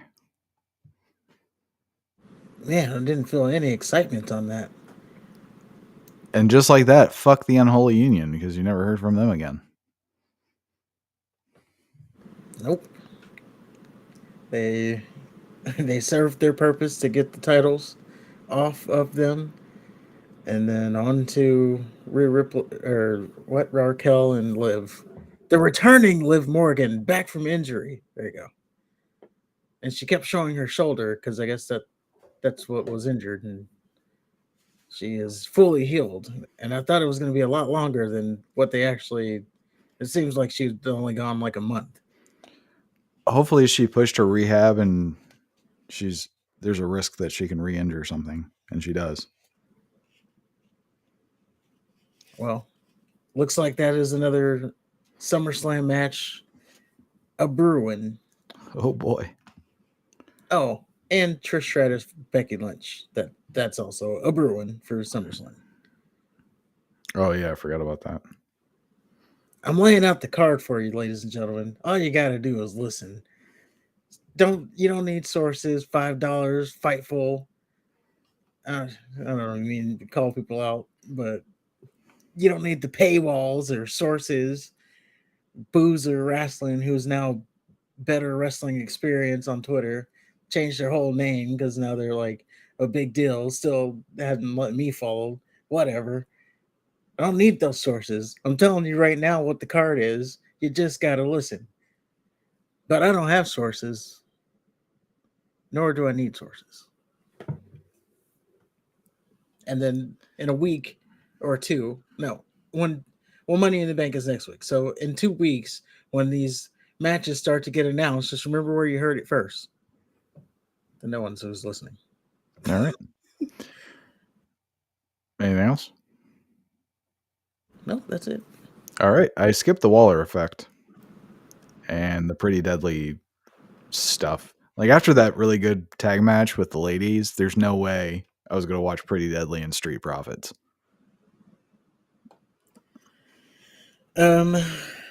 Pretty Deadly. They were just talking about. Well, it is funny, right? So they're on the Waller effect. They're going on and on about how they beat 5 teams in the gauntlet last week, and Wade Barrett on commentary or Michael Cole's like, these guys are delusional. They only beat one team, and then Wade Barrett on on commentary says, "Don't you get it, Michael Cole? When you beat a team in the gauntlet, you absorb all their stats." So they beat 5 teams. I like that. I like that a lot. So yeah, he said they beat, and so now you got Pretty Deadly. They're talking about the Street Profits, or no, the Brawling Brutes. They were fierce competitors, but they they beat 4 teams, and just like we did, but we won the match. And then they go through. We beat the LWO. We beat this, and this, and then they said the Street Profits. Out come the Street Profits. Leads to a match. Pretty Deadly wins, obviously. There was another thing. So during the match, the blonde one, he gets his titty shirt ripped off. So he was just wearing his tights. Mm-hmm. And call me crazy, but I thought without his little titty shirt, he looked like a generic jobber, even more so than Pretty Deadly is as a whole. Maybe they're starting to get over it, I don't know. But when he didn't have his titty shirt in, he just looked generic. They are So kind of vanilla, yeah. Yeah. But even without the titty shirt, he looked even more generic. I'm like, I can see that. what? Do they actually need the titty shirt to look like something? Well, with their current ensemble, yeah. Yeah. I also think I was just thinking about it as, we were there as they were doing their little thing. I was like, I think the blonde one at some point is going to be a breakout. Like, he's going to rise. It's just going to fall maybe to unemployment. Like the blonde one reminds me now, not wrestling wise, but just like look wise, He kind of reminds me of maybe like a Dolph Ziggler, Shawn Michaels looks wise. So maybe he can be developed into something. I think that's when that group breaks up. I think that's what's going to happen. He's going to go up, and then the other one is going to be unemployed. He's the Janetti. Okay. I don't know. I was just thinking about it. I don't know. Right now they're too generic for me to think that far ahead with. Oh, yeah. I But was thinking, yeah, you get a gimmick change, like because obviously, when they split, there's going to be a gimmick change. So you get a gimmick change. I can see him as the a Dolph Ziggler type. okay. I guess he'd have to prove to be as athletic as him. Yeah, I mean, I don't really like sit down and watch their matches that close because they still are the pretty deadly. So Right. there's still that hurdle to get over. Anything else? Nope. All right. Next. Charlotte. Lacey Evans. Hold on, I got a cough. Good God. All right, Lacey is back to being enhancement talent because this was just an exhibition of Charlotte Flair's moves. Pretty much. And after Charlotte wins, Asuka beats her ass post match, and she does a little salute, which I thought was kind of funny. It's like she shit on both of them. Yeah, she was saluting, but that was that was Lacey Evans' thing. Right. I was like, yeah, she's just like taking. Who is she even mocking here? It was nice seeing Asuka without all that stuff running down her face for once. It seems like all we do is see her with the mist. Yeah, She's just dripping and not in a good way, right, John? And pow.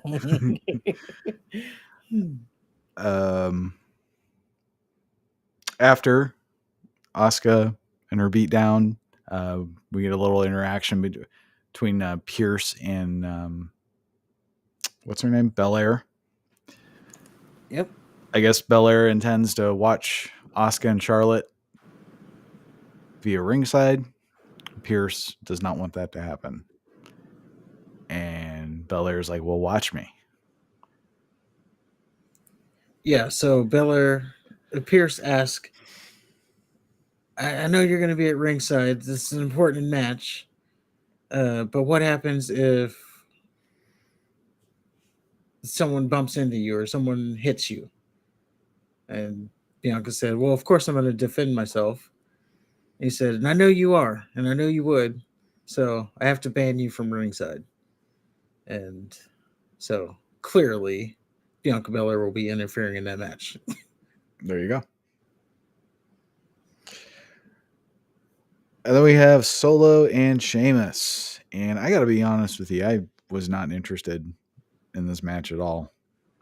In fact, haven't they already wrestled?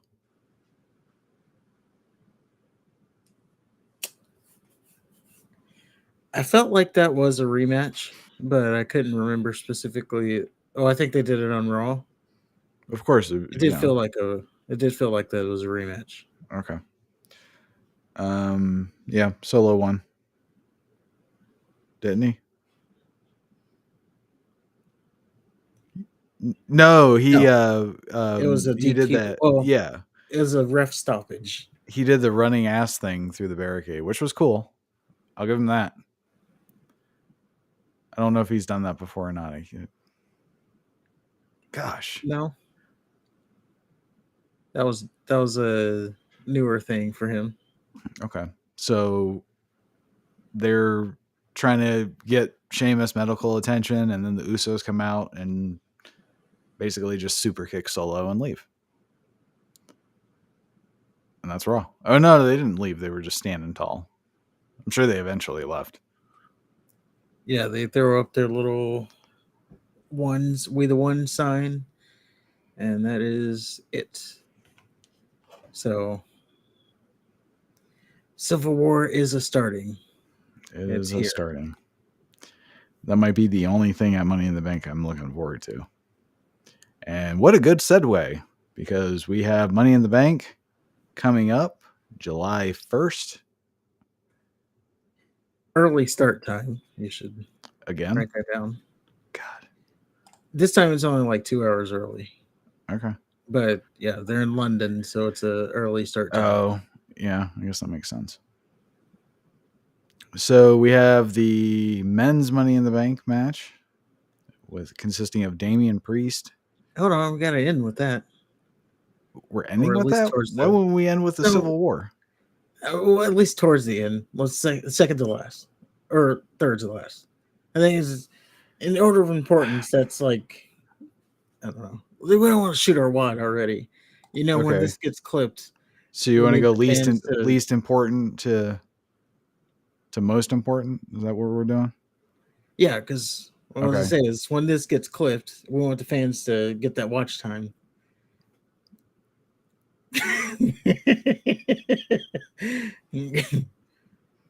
Those are the types of things that I say. All right. So the women's Money in the Bank match. We have Io. I see what you did there. Yeah, we have Io Sky, Trish Stratus, Bailey, Zoe Stark, Becky Lynch, and New York's own Zelina Vega.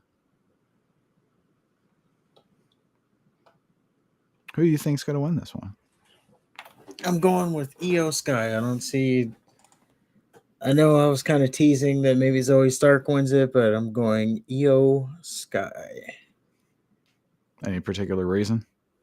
Or did you just recently read something about Io Sky being a favorite? Nope. Oh, okay. I just use my feelers. Gotcha. You know, Trish Stratus is not winning it.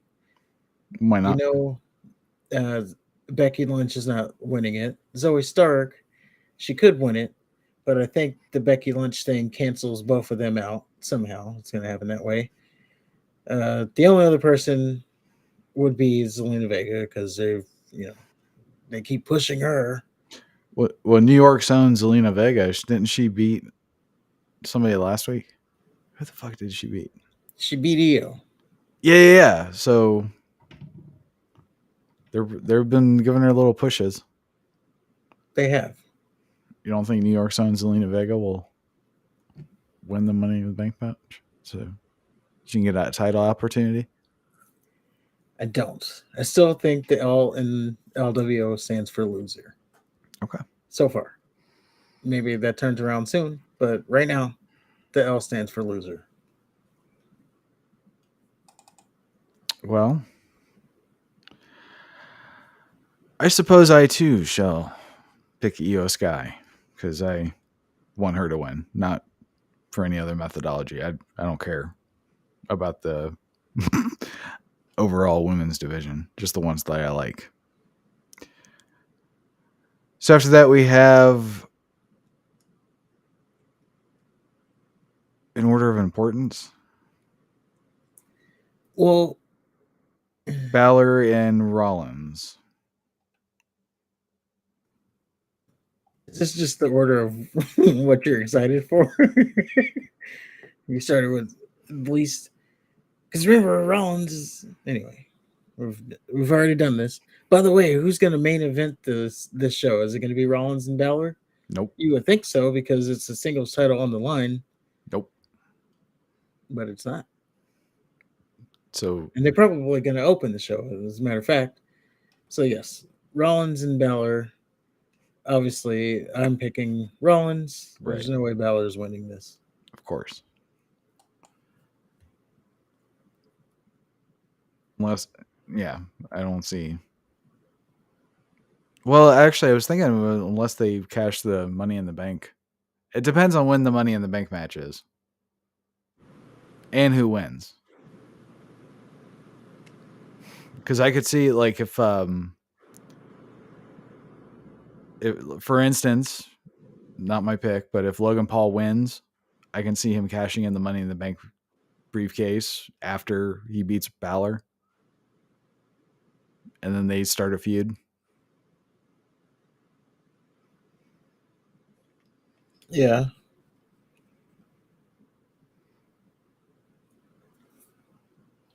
See, that's what I was saying. It's stupid that this match is going on because uh, I'm no, this is just my prediction, but I'm thinking this Rollins match is going to go on first, which is stupid Right. because the Money in the Bank match should whoever wins that should give you the illusion at least that they're going to cash it in the same night, as I was saying, last week. You have this match after the Money in the Bank ladder match.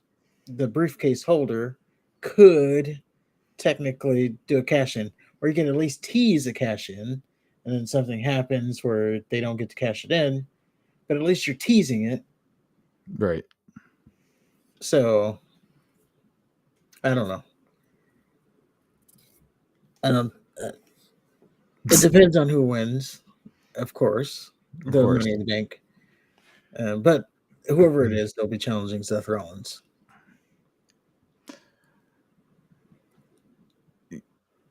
Yeah, I mean,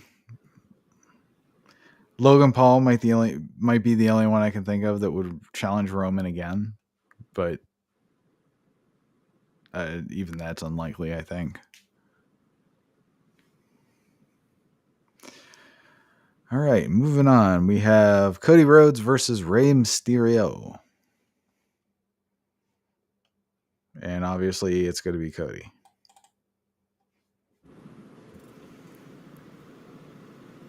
My prediction Oh, God. for this match is that it's going to be Dom. Okay. Dominic Mysterio is going to beat Cody Rhodes, not clean. This is where we see Lesnar. He's going to come back. He's going to interfere in this match. He's going to cost Cody the match. That's going to get Dominic over even more so as a heel. And then that's going to build us to the SummerSlam match. At least that's just my prediction. Okay. That's not And the that's heel not far heat. fetched.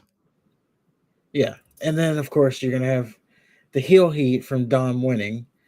And then the cries of the people on the internet talking about, "Oh, Cody's buried. He lost to Dom. How far he's fallen."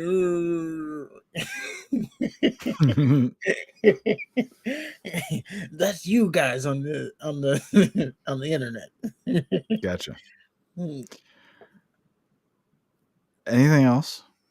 No, that's it. All right. So we have the men's Money in the Bank match consisting of Damian Priest, Mouthpiece McFingerbang, Escobar, LA Knight, Shinsuke Nakamura, Logan Paul, and Ricochet. And I, like you, thought Knight was going to win. Now I'm not so sure.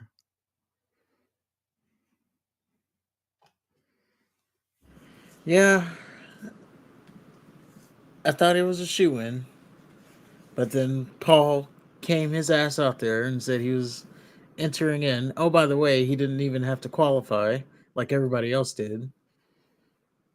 He Right. was just he talked to management, so he got put in the match. He's like, I'm here. Yeah. Well, that and they seem to like Priest. So Yes, I they can have see been him pushing winning. Priest. Um, Now I could see them doing the shock fact. Well, not shock, but if Logan Paul were to win this match, he gets it on his podcast, briefcase. I can cash it in at any time. That could help with the viewership. All the media coverage. Logan Paul wins Money in the Bank, and I don't know. It's a publicity thing if he wins. And it's good publicity for WWE to bring in people who aren't your normal viewer. Mm-hmm. So honestly, I would say that it would be a smart decision. Oh, and by the way, it would piss off the wrestling community internet wise. So I think it would be a smart decision for Logan Paul to win this briefcase. And that builds because I said it looks like we're gonna run Logan Paul versus LA Knight at SummerSlam. If he screws LA Knight out of the briefcase, now that like gives you some heat for the match at SummerSlam. So then that even builds more, and that also helps LA Knight because now the fans are even going to be even more behind him because it was he was the heir to the throne. It was supposed to be his night, and he got screwed. And then they're going to think, oh, why can't WWE see what they have in LA Knight? And it's just going to create more and more LA hype. Huh? That's mine. That's mine. You can't don't coin that. That's mine right there. LA hype. So you're picking Logan Paul? No, I'm gonna stick to my guns. I said back in January LA Knight was winning. I'm sticking with LA Knight. All right. But I am saying it does make sense if Logan Paul, and it may even be a better choice if Logan Paul wins. But what I said, I said. Well, I am going to be a little different. I'm going to say Damian Priest. All right. All right. All right. And finally, our main event so far, we have the Usos versus Reigns and Solo. Who do you got?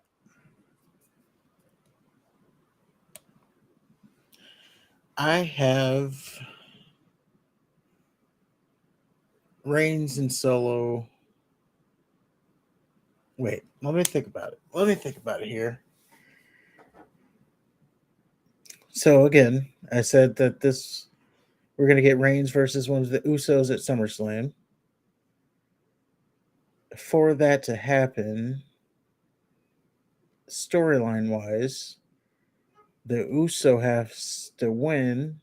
The Usos have to win, so that Roman Reigns will be setting out to get his revenge, and then that's how we get to SummerSlam. So I'm going Usos. Okay.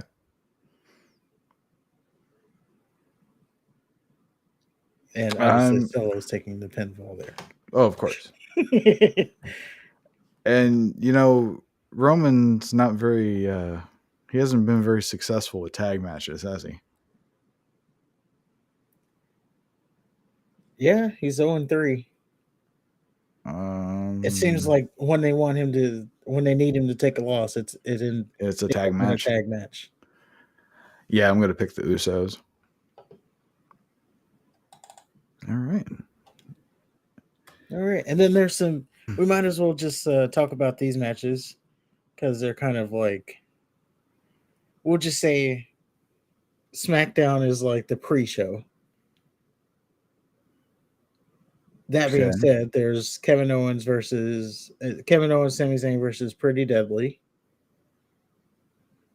Clearly, Kevin Owens and Sami Zayn will win. Yeah, I would think so. And then the other match would be Asuka versus Charlotte Flair. That's also happening Friday.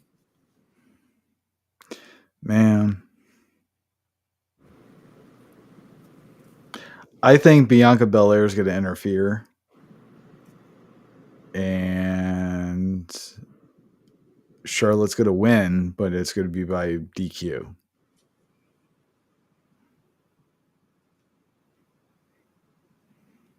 Yeah, that's what I'm saying too. I think at SummerSlam we're going to have a triple threat match.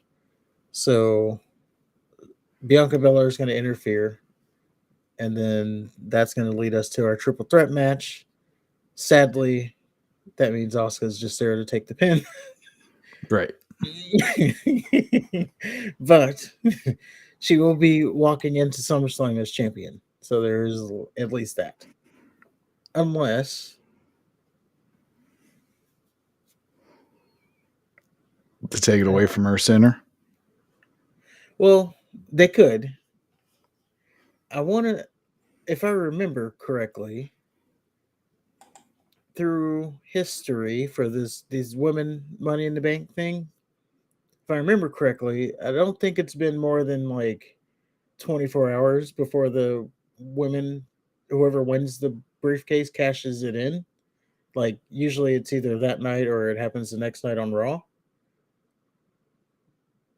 But if they stretch it, maybe they take that to SmackDown, and then whoever wins cashes it in on Asuka, becomes the new champion.